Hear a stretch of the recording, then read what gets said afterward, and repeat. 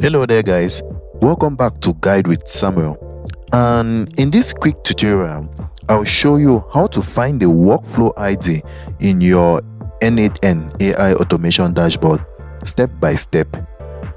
So first log in to your n8n account and go to your overview page.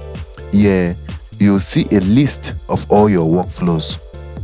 Now click on the specific workflow that you want the ID for.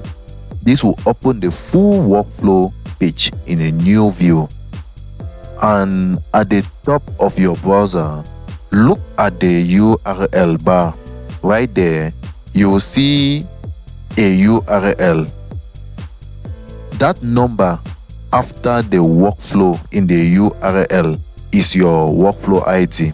So simply highlight it, right click and copy it to use wherever needed.